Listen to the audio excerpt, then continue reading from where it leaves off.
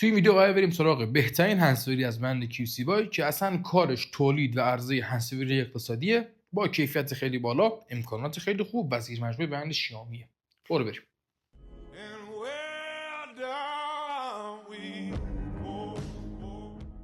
سلام، اینجا استودیو اولترا کاراس قراره راهنمای خرید جذاب بهترین هندزفری از برند کیوسیوای رو در آذر 404 داشته باشیم. هندزفری اول آیلی بادز پرو پلاس، یک هندزفری که سری سیلیکونی نداره ولی نویز کنسلینگ داره.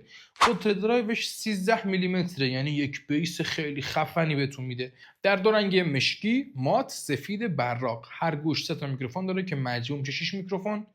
قابلیت گیمینگ مود داره، دروازه تأخیر شما رو به حداقل میرسونه و قابلیت مستر اسلیو هم داره، یعنی به دو دیوایس به دو دستگاه همزمان وصل میشه. هندزفری شماره 2 کیوسیوای جی تی آر 2، اصلا یه دقیقه سیر سیلیکونی و ندار رو بذاریم کنار، حلزونیه. پشت گوش برای ورزش‌های سنگین، موتور سواری، هیچ جور از گوشتون نمیفته. به هر حالتی، چه سرعتتون بالا باشه، ورزش سنگین باشه، اصلا از گوش نمیفته. قطر درایوش 14 میلیمتره، یعنی یه هندزفری که نمیفته، بیس خفنی هم بهتون میده.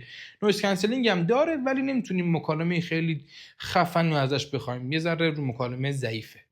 توی هندزفری شما صدای محیط رو کامل میشنوید و همینجور اگر موزیکتون صداش زیاد باشه شاید اطرافیانتون هم بشنون. این یک نقص رو این هندزفریه. هندزفری شماره 3 کیوسیوای ملوبادز N50 یا ملوبادز سری 2، ANC خودکار داره. وقتی دورتون شلوغه به صورت خودکار فعال میشه و وقتی دورتون خلوته به صورت خودکار غیر فعال میشه که درصد باتریتون رو خیلی نگه می‌داره. قابلیت ترانسپرنسی داره. وقتی با یه نفر دارین صحبت میکنین به صورت خودکار، نه به صورت خودکار که نباید فعالش کنین، اینو فعالش میکنین، صدای طرف رو واضح میشنوین. گیمینگ مود داره، در بازی تأخیر شما رو به حداقل میرسونه و قابلیت وصل شدن به دو دیوایس رو همزمان رو داره. قابلیت مستر اسلیو. مجموع 6 میکروفون داره و یه گوش مصنوعی که مکالمتون رو خیلی خوب میکنه. و هندزفری 4 و 5 و 6 T13 پلاس، T13 ANC 2 و T13 X به همین ترتیب گفتم ردبندی میشه.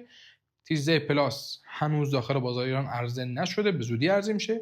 و T13 ANC 2 که پرفروشترین بوده، نویز کنسلینگ داره، قطر درایو 13 میلیمتر، نویز کنسلینگش تطبیقی، خودکار فعال و غیر فعال میشه و مکالمه خیلی خوبی رو بهتون میده و میتونم بگم پرفروشترین های کیوسیوای همین ANC 2 بوده.